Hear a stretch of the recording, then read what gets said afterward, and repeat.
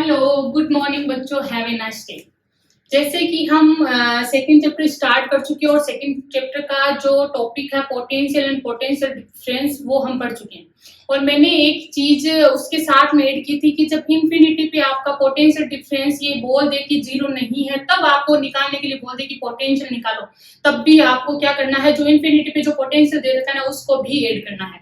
इतनी चीज तो हम पढ़ चुके हैं और होप आपको अच्छे से क्लियर हो गई होगी अगर आपने उस वीडियो को टाइम दिया, उस वीडियो पे जाके कुछ पढ़ाई की है तो। अब देखो, मैं आपको बता रही हूँ नेक्स्ट अपनी हेडिंग है point potential due two point charge. एक बात बताऊं आपको, देखो फिजिक्स ऐसा है, आप अगर आज की क्लास ले रहे हो तो आपको कल वाली क्लास पता होना चाहिए कि कल मैम ने क्या पढ़ाया था, या फिर आप चैप्टर की बात करो या फिर आप टॉपिक की बात करो कि आज जो टॉपिक पढ़ रहे हो तो उससे पहले का टॉपिक आपको पता होना चाहिए क्या पढ़ा था, तब तो जाके आपकी कंटिन्यू समझ आएगा। कहते हैं ना मैम फिजिक्स याद नहीं रहती, फिजिक्स याद रहती है लेकिन आप उस चीज को उतना टाइम नहीं दे रहे हो जितना उसको पढ़ना चाहिए। कुछ चीजें जैसे मेरे को लैंग्वेज सीखने के लिए कहीं जाने की जरूरत नहीं थी, मैं घर बैठे बैठे मम्मी को सुन के सबको सुन के लैंग्वेज सीख गई थी। लेकिन कुछ सब्जेक्ट ऐसे होते हैं जिनको अपन को प्रॉपर टाइम देना होता है, तो उनमें से फिजिक्स एक ऐसा सब्जेक्ट है जो आपको बैठ के वास्तव में प्रैक्टिस की जरूरत है, आपके सारे कॉन्सेप्ट क्लियर हो जाएंगे। अब देखो, मैंने एक चीज ये भी बताई थी potential due two point charge, कि आप जब भी कोई टॉपिक पढ़ो तो उसकी हेडिंग देखो। अगर आपकी हेडिंग क्लियर है ना कि इसकी मेरा हेडिंग क्लियर है तो आधा ये मान लो 50% उसका पार्ट कवर हो गया। और ये टॉपिक है, ये मान के चलो इतना अच्छा टॉपिक है।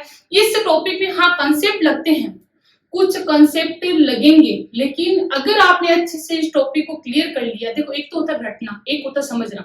समझ के कोई चीज करोगे तो जहां आप गलती करोगे ना वहां अपने आप पकड़ लोगे कि नहीं यहाँ पे गलती की है, लेकिन अगर समझ के नहीं करोगे तो वही बात है, रट के करोगे आपको पता ही नहीं चलेगा गलती कहाँ। वैसे ही ये टॉपिक है और रटने से टॉपिक नहीं होगा। रटने के लिए लास्ट का जो फॉर्मूला था उसको आप अच्छे से रट लेना, मैं कुछ नहीं कहूंगी, लेकिन इसको समझो और मैं लास्ट तक आपको कहूंगी ये टॉपिक बहुत अच्छा क्लियर होगा।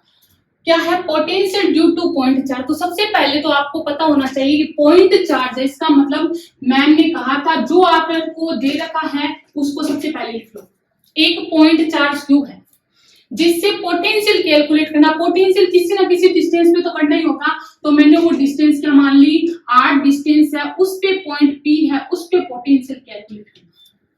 सबसे तो जो हेडिंग दे रखी है मैंने उसी हेडिंग को ऐसे कैसे नोट करके लिख लिया कि मैम ने ये कहा था और ऐसे ऐसे करना है, ठीक है, आप ऐसे कर लिया। अब देखो आगे क्या करोगे, अब याद करो क्या निकालना है, पोटेंशियल या पोटेंशियल डिफरेंस। मैम देखने पे तो आपके हेडिंग से तो पता चल रहा है पोटेंशियल, बिल्कुल पोटेंशियल निकालना है। और लास्ट वाले टॉपिक में ये कहा था जब जब आपको पोटेंशियल निकालना है, श्री कृष्ण कहते हैं ना जब जब ये करना है, तो जब जब आपको पोटेंशियल निकालना है आपको इन्फिनिटी से उस पॉइंट तक आना होगा जहां पे आपको पोटेंशियल निकालना है। आपको इन्फिनिटी से उस पॉइंट तक आना होगा जहां तक आपको पोटेंशियल निकालना है। अब बताओ इन्फिनिटी मैं यहां मान के चलती हूँ,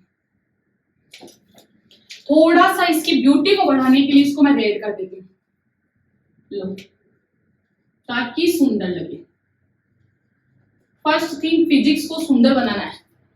उसके बाद यहां से आपको क्या लाना है, एक टेस्ट चार्ज। क्यों? क्योंकि टेस्ट चार्ज को किसको मैंने क्या मान लिया, पॉइंट ए। टेस्ट चार्ज को इंफिनिटी से उस पॉइंट तक लाना जहां तक आपको क्या निकालना है, पोटेंशियल। उसके लिए जो आपको वर्क करना पड़ेगा, कौन सा वर्क, एक्सटर्नल वर्क, मतलब आपके थ्रू वर्क करना पड़ेगा। कहां से कहां तक, ए से पी तक, किसी चार्ज, कौन से चार्ज, टेस्ट चार्ज को लाने में, वो ही आपका क्या हो जाएगा, पोटेंशियल।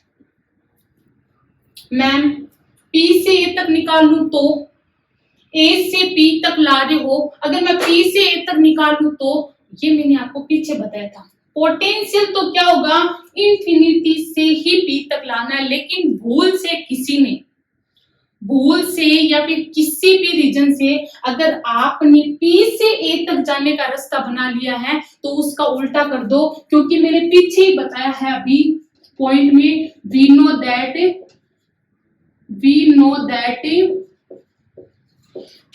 क्या कि जो आपका इलेक्ट्रोस्टैटिक फोर्स है वो एक कौन सा फोर्स होता है, कंजर्वेटिव फोर्स होता है, पाथ पे डिपेंड नहीं करता, पॉइंट पे डिपेंड करता है। अगर आप ए से पी, क्योंकि आपको आना तो कहां से है, मैं वही लिख रही हूं, आपको आना है ए से पी तक, लेकिन अगर भूल से आपने क्या निकाल लिया है, पी से ए तक, तो दोनों बराबर ही होंगे, सिर्फ चेंज होगा तो नेगेटिव साइन का, कि इसमें कौन सा साइन आएगा, एक नेगेटिव साइन आएगा। अगर आपने P से A तक का निकाल लिया तो उसके नेगेटिव साइन लगा तो वो क्या जाएगा, A से P तक। और इक्वेशन फर्स्ट समझ आ गई।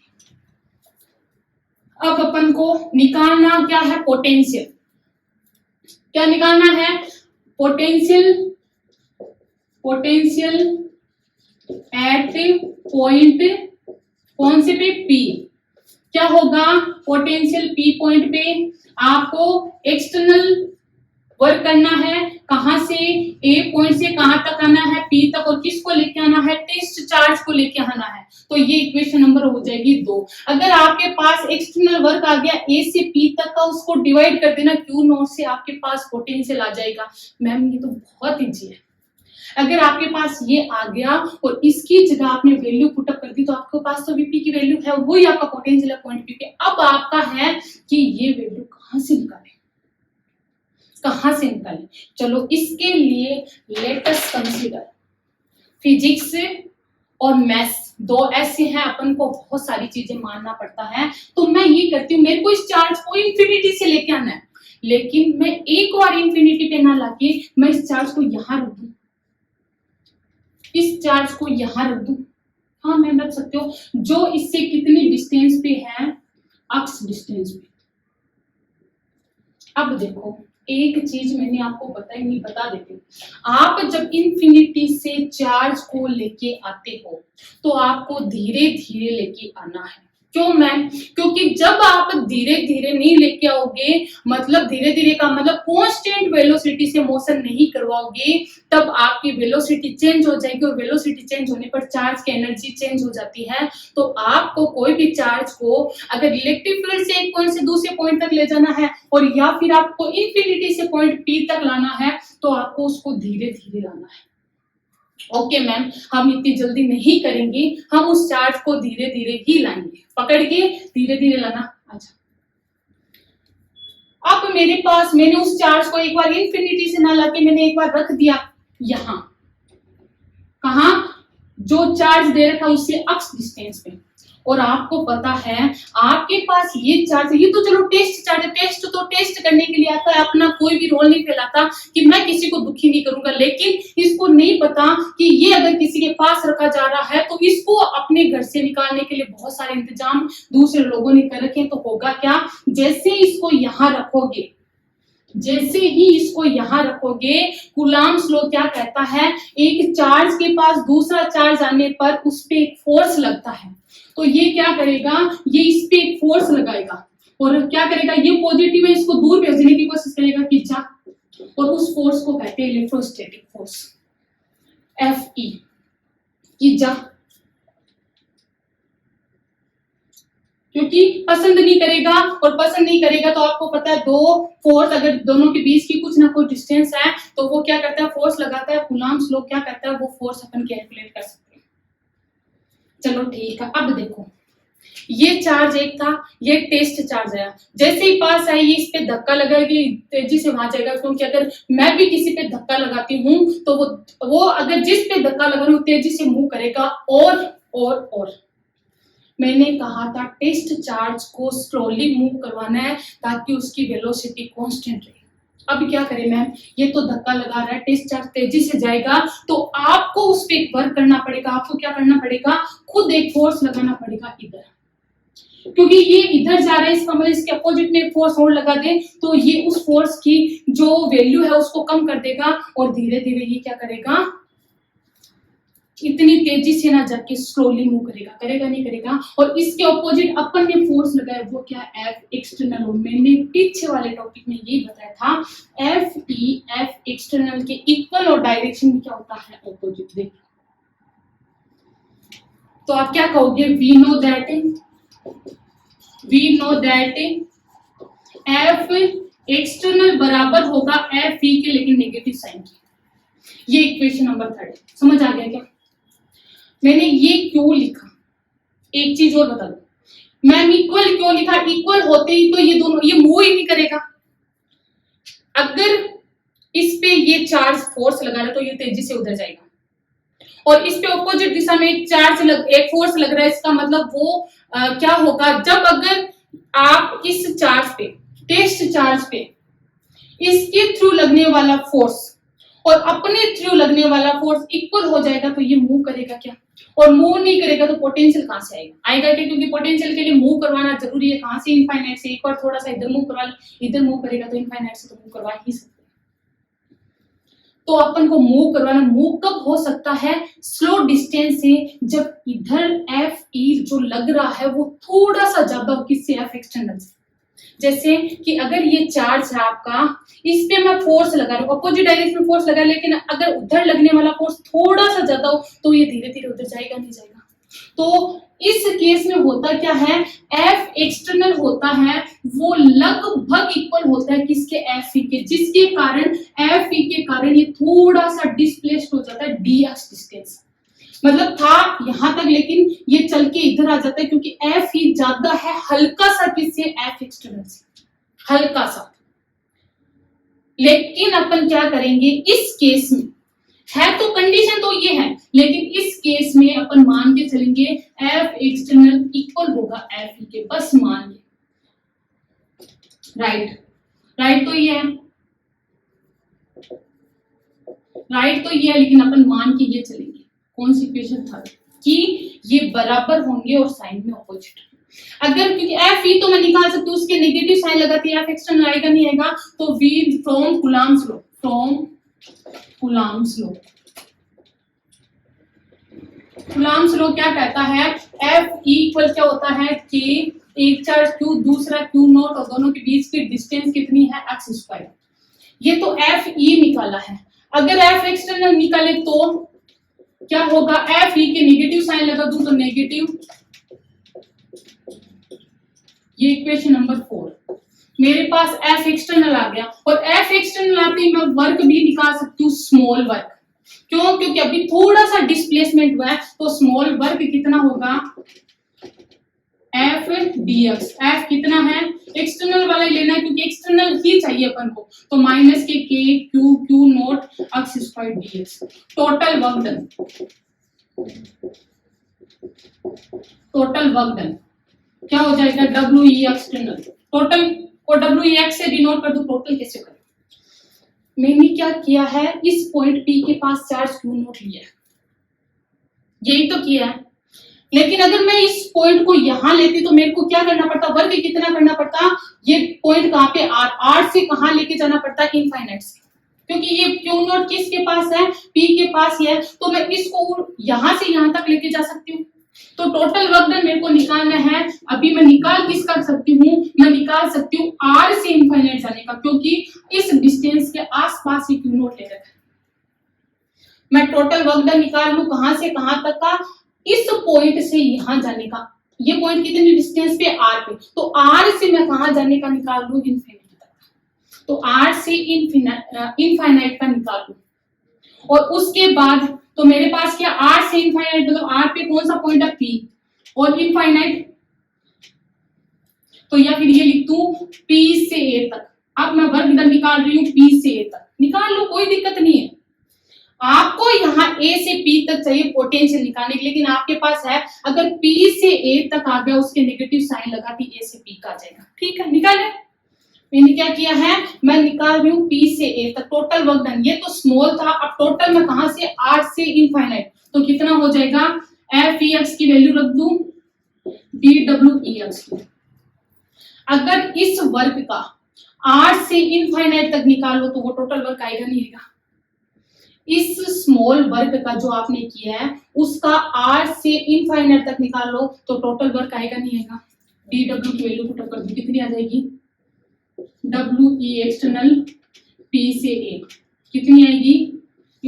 आर से इनफिनिटी के माइनस का Q Q not upon x square D x. जो कॉन्स्टेंट है बाहर निकालो, माइनस के क्यू क्यू नॉट, अंदर क्या रह जाएगा? r से infinite 1/x² dx। Some integration कैसे करोगे, ये कहां से कहां तक है, p से a, तो p से a निकालोगे तो क्या हो जाएगा माइनस के k q नोट। पहले इंटीग्रेशन करने का तरीका क्या है, r से इनफाइनाइट, ये जितने पावर उसको ऊपर लेके जाओगे तो कितना हो जाएगा नेगेटिव। जितनी पावर होती है उसमें एक ऐड कर दो, से डिवाइड कर दो, तो w p से a कितना माइनस के क्यू नोट। r से अपन इंटीग्रेशन करते हैं, सीधा करने का तरीका क्या होगा, जितनी पावर है उनमें एक ऐड कर दो, उससे ही क्या कर दो डिवाइड। जितनी पावर है माइनस के 2+1 इंटीग्रेशन, ये आपके 11th का टॉपिक का मैंने करवाया भी है, लेकिन मैं सीधा यहाँ थोड़ा सा एक्सप्लेन कर रही हूँ और पूरा एक्सप्लेनेशन किया हुआ है। तो ऊपर लेके जाओगे, जितनी इंटीग्रेशन का मतलब जितनी पावर होती है उसमें ऐड कर दो, और जो पावर होती है उसे डिवाइड कर दो, कहां से कहां तक, r से इनफाइनाइट तक। सोल्व कर लो, माइनस के क्यू नोट कितनी पावर हो जाएगी, माइनस के 1, यहाँ -1, r से इनफाइनाइट के क्यू नोट, यहाँ माइनस के, ये नीचे आएगा तो अक्स r इनफाइनाइट। वैल्यू पुटअप करोगे, पहले अपर फिर लोअर, अपर करोगे तो माइनस की जगह -1, सिर्फ लिमिट किसके, अक्स के ऊपर, तो जहां अक्स है पहले तो इनफाइनाइट रखोगे, फिर माइनस अपनी तरफ, तो माइनस माइनस क्या हो जाएगा +1, फिर क्या r, ठीक है, क्योंकि एक तो माइनस है, एक बीच में अपनी तरफ से लगाते हैं तो माइनस माइनस क्या हो जाता है प्लस, तो क्या आ गया माइनस के क्यू नोट 1/इनफाइनाइट 0 होता है, प्लस 1/r की जगह माइनस के क्यू नोट अपॉन r। ये आ गया एक्सटर्नल कब, p से a। Then work done to bring Q naught charge at point Q naught charge from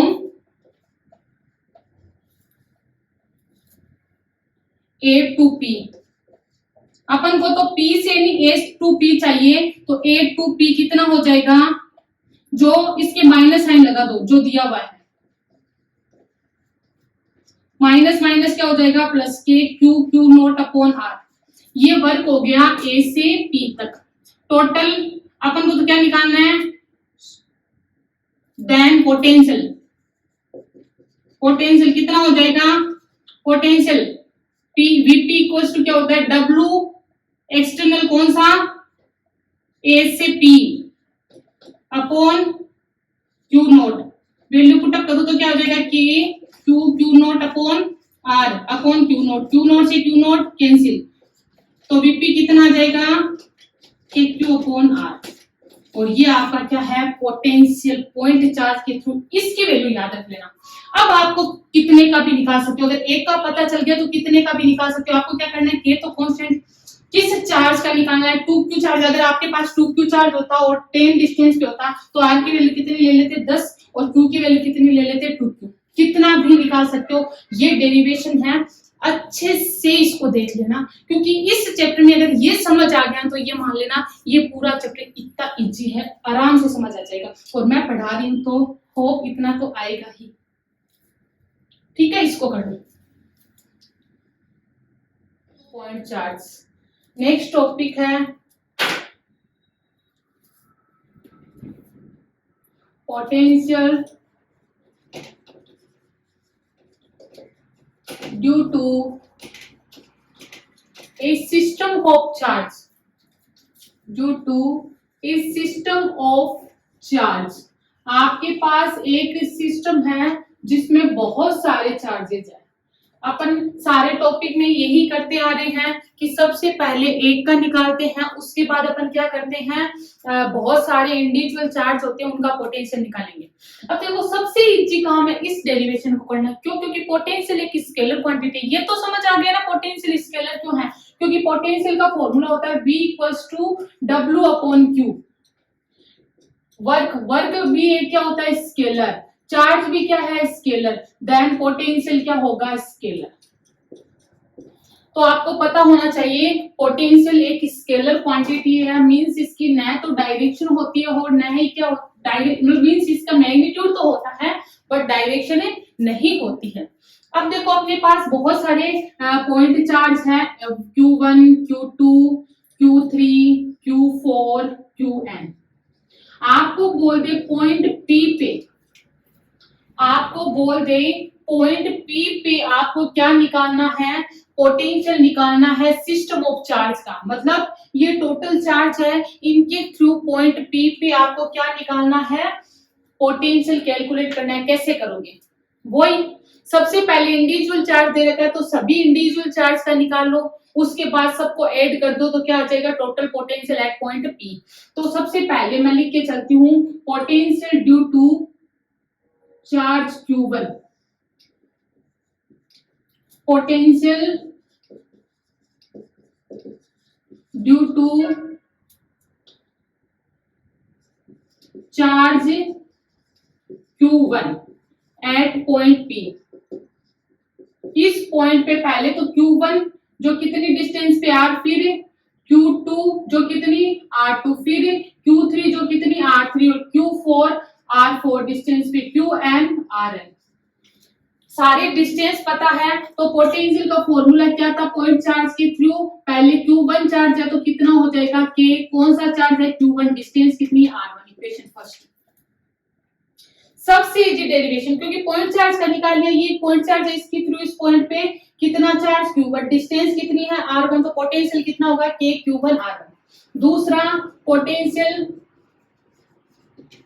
due to charge Q2 at point P कितना हो जाएगा, V Q2 इक्वल क्या हो जाएगा K Q2 R2। Equation second. ऐसे ही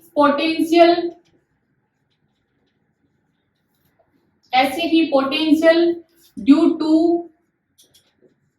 charge, कितना charge हो जाएगा Q3 एट पॉइंट P,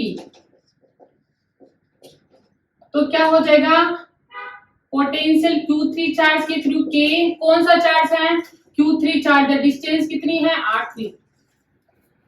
ऐसी फोर्थ के लिए और ऐसी nth के लिए तो पोटेंशियल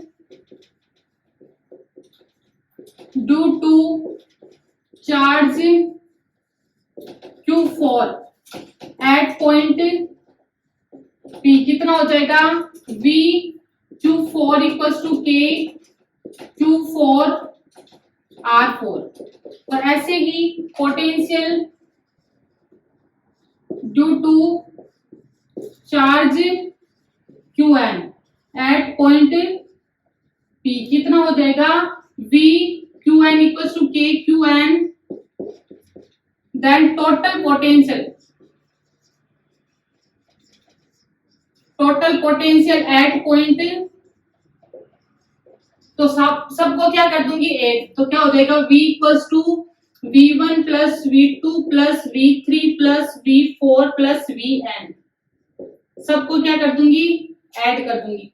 तो VQ1 की वैल्यू कितनी है K Q1 R1 plus K Q2 R2 plus K Q3 R3 plus K Q4 R4 plus dot dot ऐसे चलते चलते K Qn Rn। कॉमन क्या आ रहा है, K कॉमन आ रहा है तो क्या आ जाएगा Q1 R1 plus Q2 R2 plus Q3 R3 plus dot dot dot Q4 भी लिख सकते हो Q4 R4 plus dot dot dot Qn Rn। Summation के रूप में भी लिख सकते हो, समीशन K तो बार है I equals to 1 to n Qi Rn। ये पोटेंशियल nth चार्ज, इतना कर सकते हो आप, एकदम इजी टॉपिक है, सबसे इजी टॉपिक है इस चैप्टर का।